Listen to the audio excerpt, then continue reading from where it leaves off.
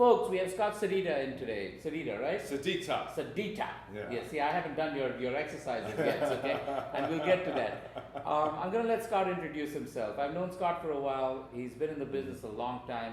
I think he's done everything from agent, manager, casting director, Yes. acting teacher, and now we've settled on acting teacher, Yes. right? You're a coach. Yes, my studio's been open for 15 and a half years. Okay, a little history. Okay, You so a started little in history. New York. I started in New York. I went to Boston University as an actor, and in the middle of Boston U, I decided to You change. started wanting to be an actor? Yeah, when I was a kid, I did a lot of acting.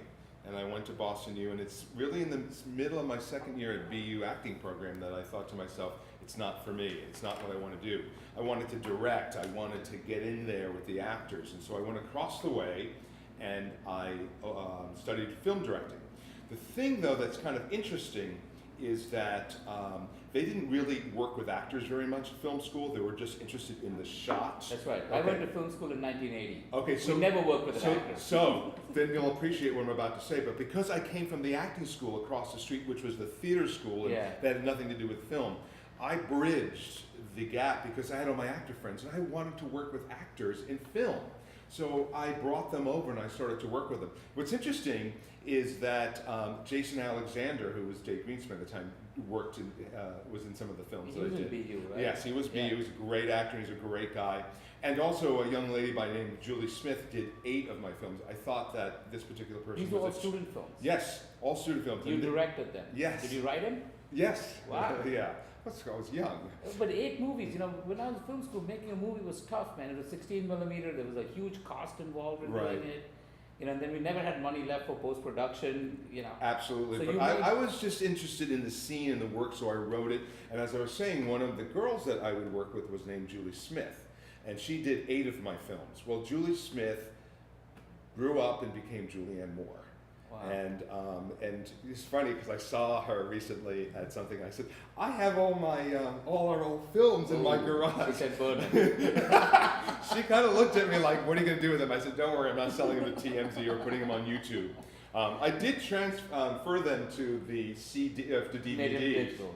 so I could actually see them.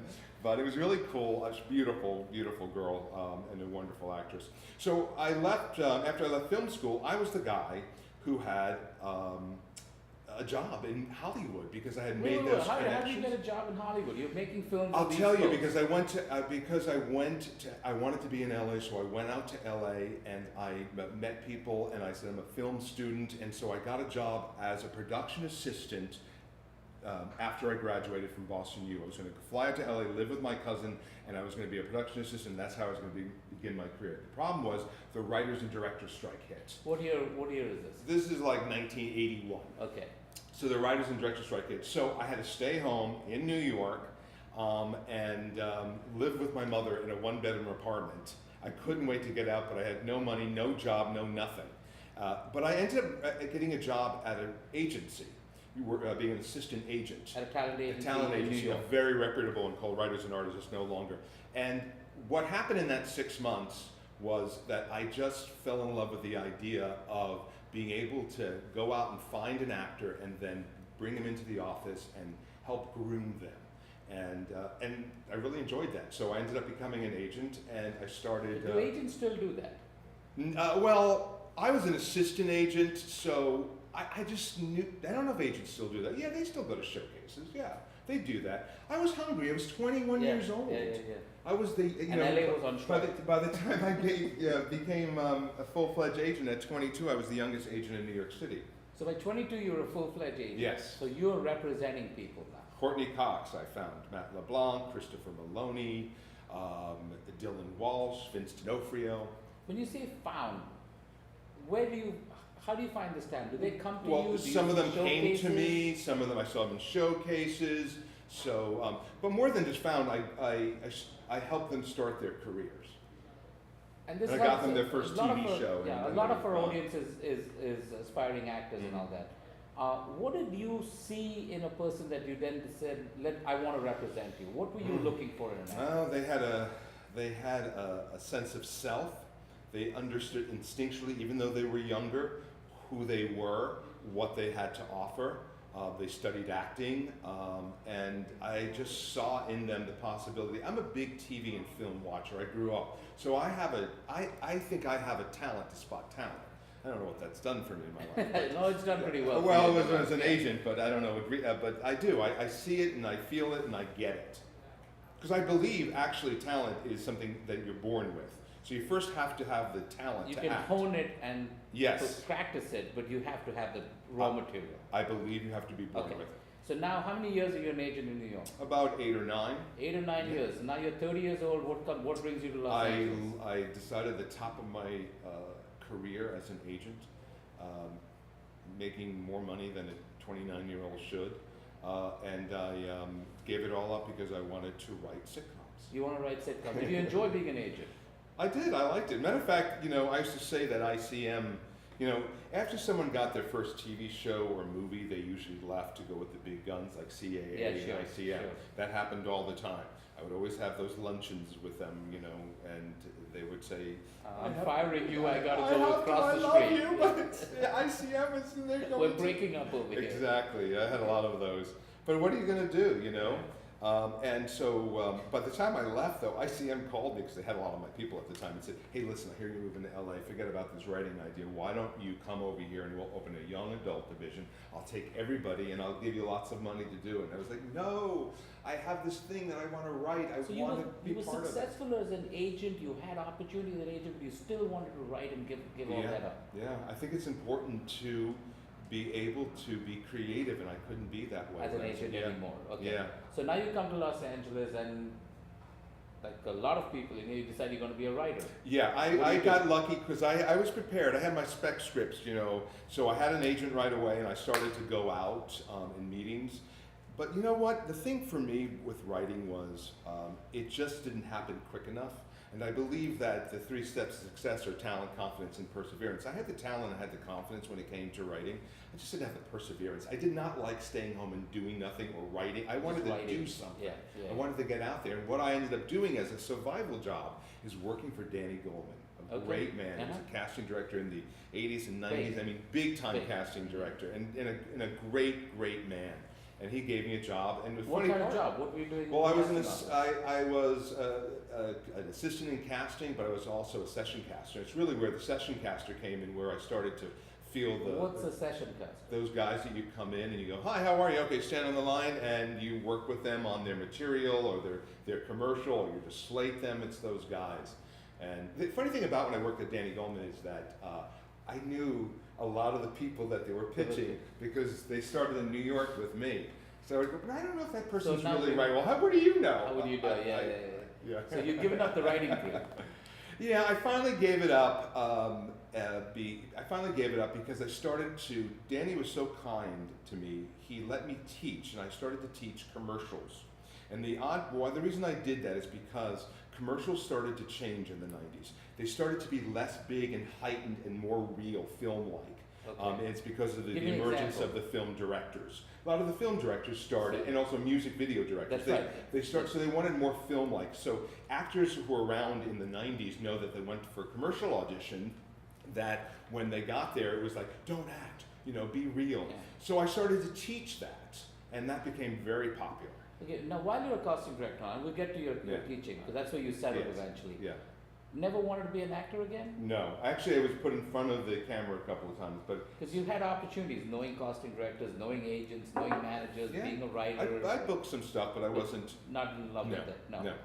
So you start teaching. It's a hard life, As and an actor. yeah, Oh, I and I think need it's to be brutal. busy. Yeah. I'm someone who needs to be busy doing. That's Yeah. why I have like a million jobs right now. I mean, I'm writing, I'm coaching, I'm managing an office. Okay, teaching. so now you're coaching for commercials, Yes. telling actors I'm how to teaching do an a class, audition, yeah. teaching a class, mainly on audition techniques for commercials. Yeah.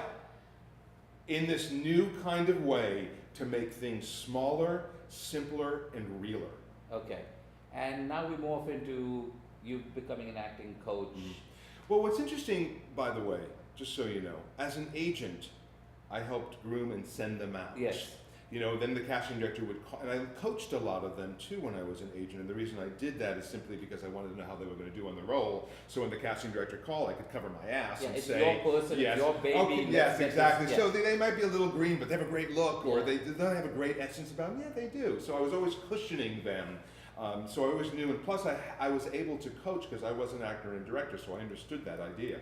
So when I was a casting director, what was interesting for me is that as they came in and I was standing behind the camera, I would see what they did in the room. How they would succeed in the room and how they would self-sabotage in the room. And it was interesting to me to see somebody that we really liked and in a producer session and we wanted to book, they just self-destructed by either talking too much or coming in and going, hey, how are you today? My cat died. The room would be completely silent. And they're there for a funny scene. Okay! And there's always one advertising woman who'd go, oh, and the energy would just, I'm ready now, let's go. So you saw that actors really needed help. They may have talent, but going into that room to audition is a whole different thing. Oh yeah, it's a whole different thing. So they know that too. So you decide. It's an uncomfortable thing in a lot of ways. Yeah. You have to come in feeling comfortable with yourself and what character you're playing, so you have to kind of relax into it. And it's like a one-time deal, one shot you're getting in front of the customer. So I was going to get to this a little later, but this is a good place to ask you. With all this new technology, what do you think of the way casting has changed now? We're doing, here at Argentum we shoot a ton of online casting, that then the link is sent to file. We still say on tape, there's no tape, but and then the link is sent out. An actor has to prepare differently for that, right? Or yes, not? an actor should be. What's the question? How should an actor prepare? That's a big because question. they're walking into a place like our place to film their something. lines. They need. There's no casting director there. There's nobody there giving. There's good news and bad news about all of that. I've been my teaching in my studio from day one because I was a casting director. I learned to teach behind the camera. Okay. So I was like one of the first acting coaches to have a camera in the studio from day one.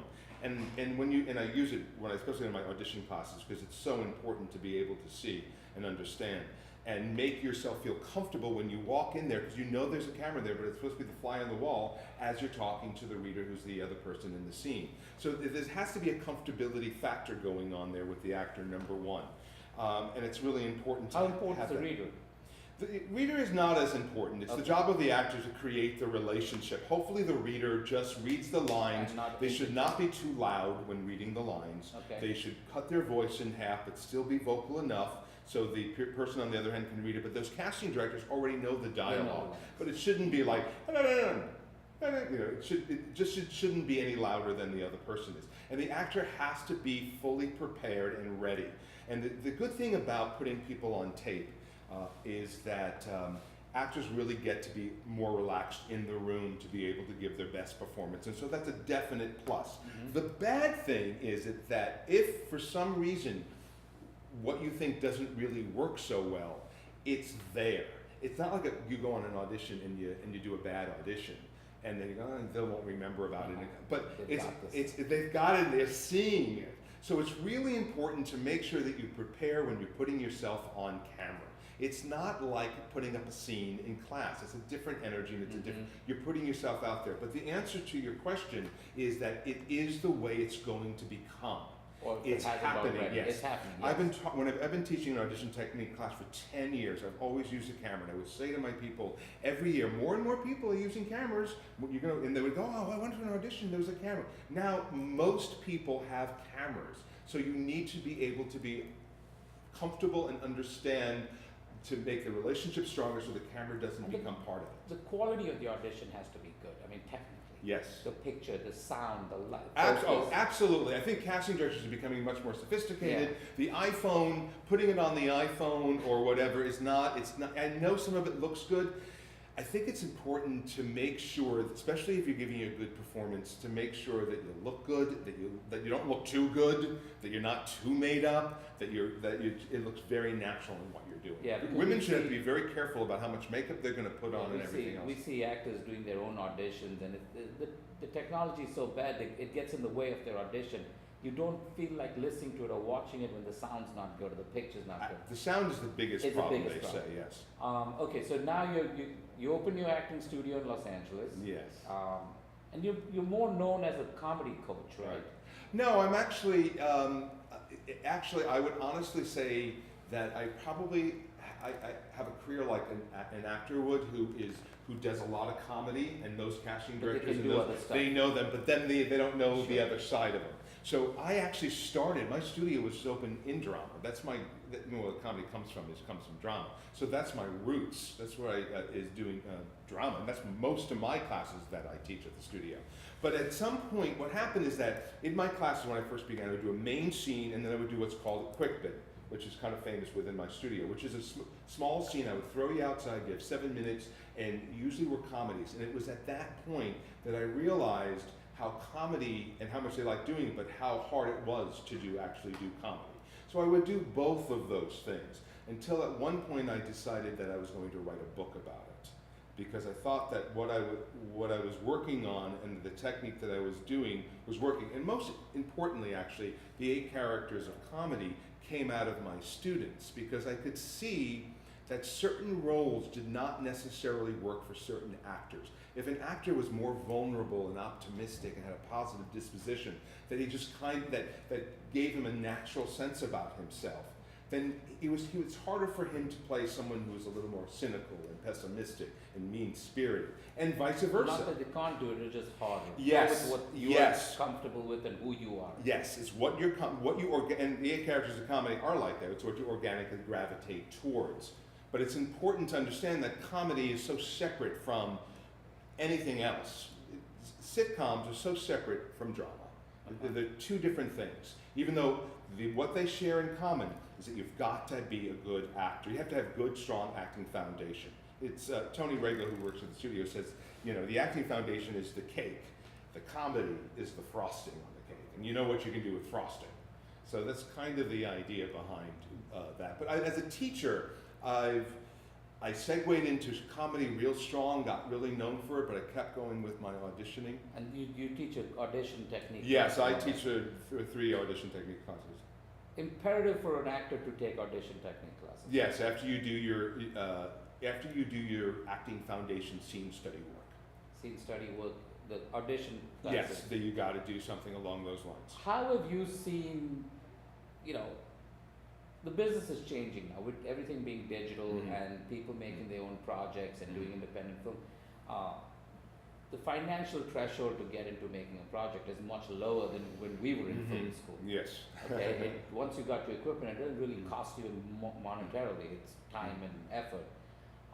What do you think of actors doing their own projects as opposed Self-producing? to? Yeah, I think you have to self-produce. as opposed to just waiting for that No, audition. to no. come. You have to self-produce, and in whatever vein you have to self-produce, whether it's A web theater series piece or a or- web series or whatever. I think it's important to be able to do that, especially now because everything is so online and available for people to see. So it's really a great opportunity for actors to get themselves out there and seen.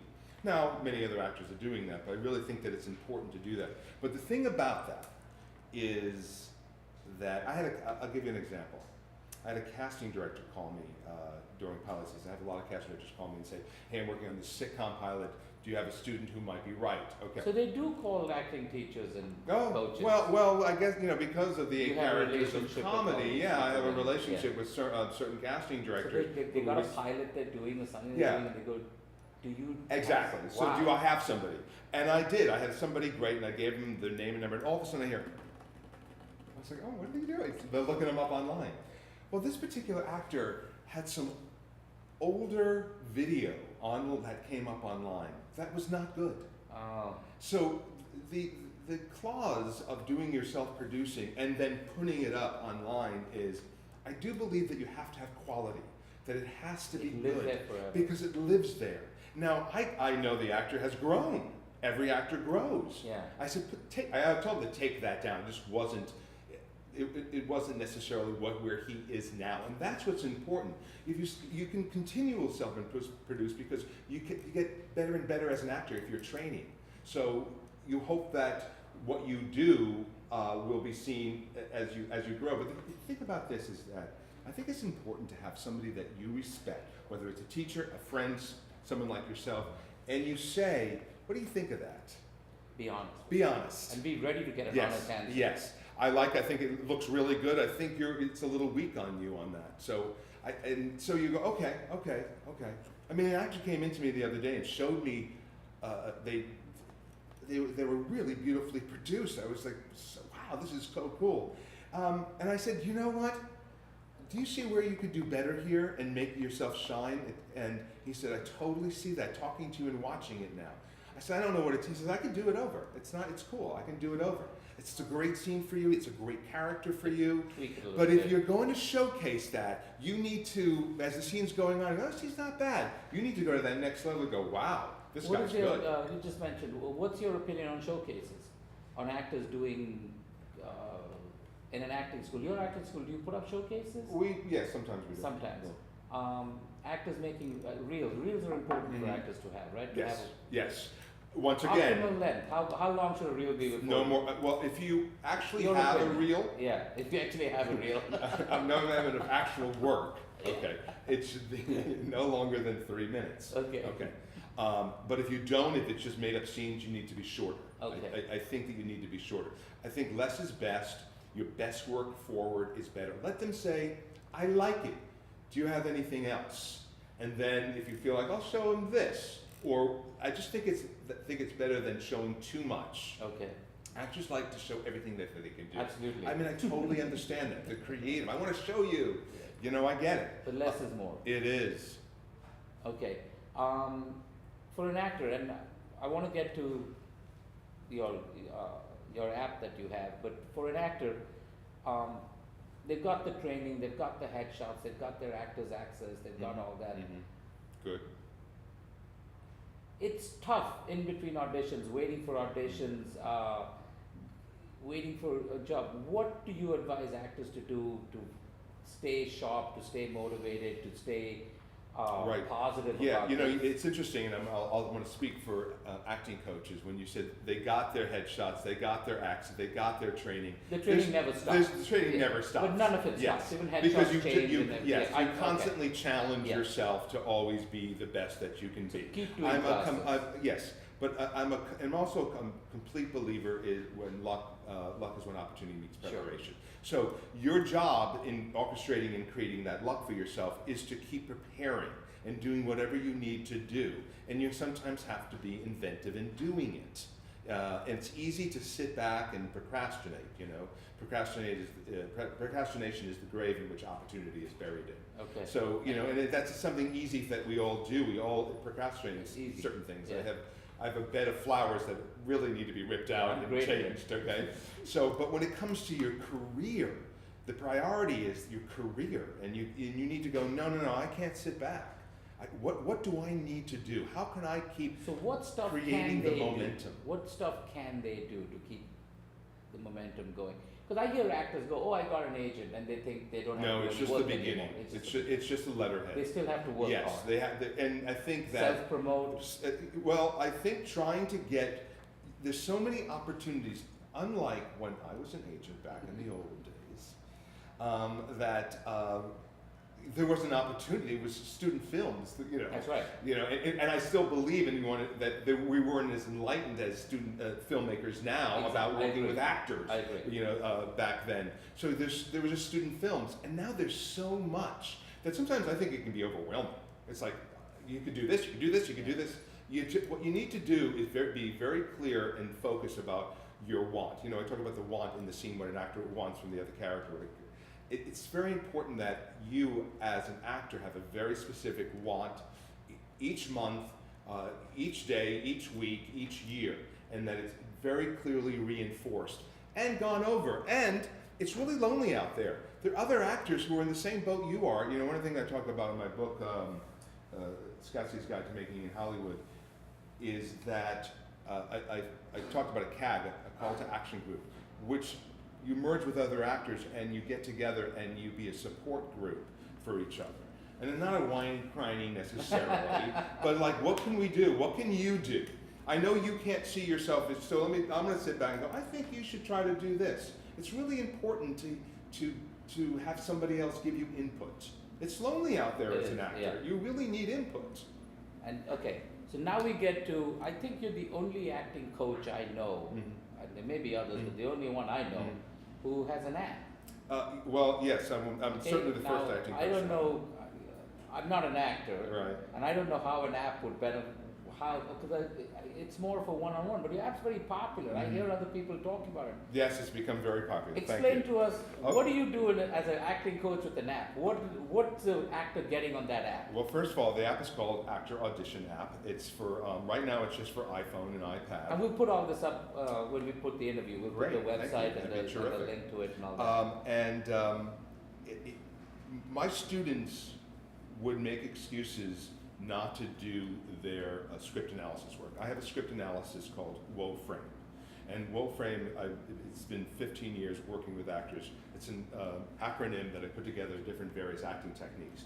And so when you have your sides, you can quickly go down WoFrame and work on your material. What does Wolfram stand for? Want, obstacle, feeling, relationship, as if, intention, Sorry, I before. asked. I know, I'm sorry. Sorry, I asked.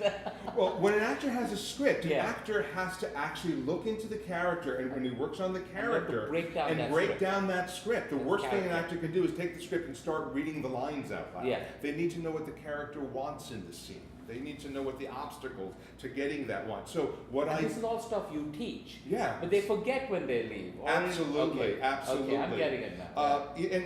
People have been using it for years, so I thought that because I would hear actors say, "Oh, I didn't have my WoFrame sheet or something like that, or I didn't have my book with me." It's like, I should put it on an app. Then you have no excuse. Yeah, they've always got their phone with Yes, them. exactly. You Yeah. have no excuse, and so that's what I did. I put it on an app. Yeah, let me see. And I'm very proud of it. It took a long time to do. It's not easy to do an app. Can you see it? Actor Yeah, we'll put Audition up app. this actor audition app. Yes, and so what it does, it has, so there's the WoFrame, there's the various WoFraming. Oops. So this is for them to just stay current and Here, learn. here's the various different WoFraming that you can do. So yes, it has tongue twisters, it has audition tips, it has a practice script, it has an intentions list, which is really cool, and it also, I just added a bonus to it that has, you can sync your auditions to your iCal on your phone. So your calendar and your auditions, you put all your information about your auditions and it'll come up. So that's really, a lot of people like that. And what's the feedback been on the app? It's been very good so far. It's been very good. Actors are liking it. Yes, you know, I have to tell you something, and right now I'm writing the second edition of this, and we can talk about that in a second, but I have to tell you that I feel like work begets work, and I feel like it's really important for actors to just be working at something all the time. I do many different things towards the career of an acting Sure. coach, and like developing an app and doing stuff like that. I didn't have time to do it, but I worked on it as much as I can for the time that I Now, had would to the- do it. would- And actors need to do that. Would this app benefit an actor who's not one of your students? Say that again? Would this app still benefit an actor who's not one of your students or hasn't taken your classes and your Right, philosophy right. and take on acting? Right. And, You mean like a layman, like a yeah, salesman? no, or another something? actor who's never come to your Oh, that's class. easy. Yeah, yeah. Yeah. We just had somebody come in yesterday to interview, and they said they had the app already. That's an actor I didn't know. Okay. that- yeah. So there's stuff in there that's not just related to. Oh no. They It's have to be familiar with. everybody your teaching understands technique. the Okay, idea they of do. what is it that Okay. you want in the scene, what is And, the obstacle. Yeah, there are various different acting techniques through WoFrame, but it Okay. has tongue twisters. It has ways to prepare for your audition. Yeah, Everything you need. I mean, you know, for actors, you were showing me this before we started this interview, and I was looking at it. I think it's full of great information. It's Oh, thank you. invaluable, and I'm going to say this, man. I think you priced it low at $9 or $10 Yeah, or something. $9.99. I think it's better than the 2 cups of Starbucks coffee you're going to waste your money on. That's it. This Or app will go a you long would way. pay more for a book. Or you'll pay more You for would a never book. even pay $9.99. And you have yes. this very valuable, very innovative, and very, Thank you. very, very cool. Thank you. Learning from feedback, you have ideas of what you want to add to it, or what. On the app? on the app? Yeah, I'm already going to be adding stuff too. So anyone who's paid $9.99 is going to get a free bonus. Free updates Yeah, you get on the free it up. and all Yes, that. yeah. We just Very did the cool. free upgrade. Okay, now tell me about the book. We got the 8 characters of Okay, comedy. the and 8 now characters what of do we- comedy. That's changed. Yeah, Are we yes. making it 6 or we making it No. It's the 8 characters of comedy, though funny that you should say that. There are some people out there who are trying to write their own book called The 10 Characters of 10? Comedy. Oh, seriously? Yes. No. Yes, as shameless as that is, I swear to God. It's crazy. But the book came out of my work with my students and the need for actors, I believe, to learn about comedy, which is a totally different thing than you would learn in any formal training or any scene study class. Learning how to do sitcoms, multi-camera sitcoms, which are like The Big Bang Theory or Two and a Half Men, or single camera comedies like Modern Family. Or Sitcoms have made a huge comeback. huge. The interesting part, I must tell you, that when this book came out in 2005, the 8 Characters Guide to Sitcom Acting, ready? Sitcom was dead. It was dead, yeah. Yes. Do you imagine coming out with a book on how to do sitcom acting and there was no sitcoms? Yeah. The good news is that you stay in the game long enough, you know. It comes back. Yeah. It's like fashion. Actually- Keep your clothes. They're coming back. What happened to it was that all of a sudden, you know, it always did very well, and then at one point it spiked big time. It was selling 50, 60. What is that about? I found out that colleges have been using it as a textbook. So now I think there's over 100 colleges and universities who use the book as a textbook In acting class. in acting class. Theater class. And the other thing is that the writers got a hold of it. And when there was no comedy on television, they would write to me and go, I'm writing my first spec script and I really like your book. And then the next year they go, oh, I got a writer as a staff job on a show. And the next year I'm a co-executive producer, and now they're running shows. And I just really feel blessed that I was able to give a book out that primarily for actors that would help writers. And what the book does for writers is the 8 characters of comedy, is being able to break down what I did with that, which is, break down different various characters as an archetype. Why do you think the sitcoms went away for a while, and why do you think they're back? It's just secular. It happens. It happened in the late 60s, after we had all those great fantastical kind of shows like Bewitched and The Munsters and, all those kind of fun shows. In the 80s we had an unbelievable Well, sitcom. actually, the first hit of that was All in the Family. Yes. And Mary Tyler Moore. But Norman Lear brought it back by doing all those Stanford and Son, Maude, and all those terrific shows. And then it died again in the late 70s, and it was the Cosby Show that brought it and back. Roseanne. I'm going to throw Roseanne in there. That kind of brought it back in. And then after Will and Grace and Friends and Seinfeld and Sex and the City went off the air, there was a time of trouble for the sitcom during the mid 2004, 2005, 2006. But I actually have to tell you that I firmly believe that Modern Family brought it back. I agree. I think Modern Family went, oh, that's funny. Oh, wow. Comedy. And it just kind of started to bloom again. Modern Family, and I have to put, this probably means nothing to some of your viewers, but a shout out to Chuck Lorre. Chuck Lorre needs no shout outs. Exactly. He's the king of. But the fact is, he had 2.5 Men going all the time. All those shows came and went during that time period, and it's still on the air. And he just produced. He has like 4 or 5 shows on the air. In closing over here, advice to actors, which is what we've been talking about, but to sum it up, if somebody's getting into business, I would say struggling for a few years. It's getting in the business, struggling. What do you want to talk? Which one? Getting in. Let's say. If you're brand new, the number one thing you need to do is that you need to study, and then you need to start to get connected to managers and agents, especially the new ones, so they can kind of help you groom you. And then you just need to start to get your reel. Then you need to start putting things on tape. You need to get your pictures. Exactly. Pictures and everything else. And then that process is a continual process. You have to, this is what I want to say, and this is really important, and I do believe in this. You've got to be a lifer. You've got to be a lifer, and you've got to be very clear about what your want is every day, every week, every month, every year regarding your training. And you need to make sure that you create a momentum that continues, because once you drop off the momentum, it's going to be hard to pick it back up. And that's what happens a lot. create a momentum, because within that momentum is going to be riches. Stuff comes out. It does happen. Yeah. I firmly believe that it happens. And the reason I firmly believe that, in all honesty, is because I guess I can say now I'm old enough that I've seen it for the last 30 years. I've seen it. I've seen how people's You have a careers. passion for what you're doing. I do. Yeah. Why? Do I No, talk but passionately? even actors have a Oh, passion for it. absolutely. You can see why you love teaching. Mhm. You love this. I mean, you love talking about it. It's like, look, I love talking about pictures. I love talking about headshots. I love actors.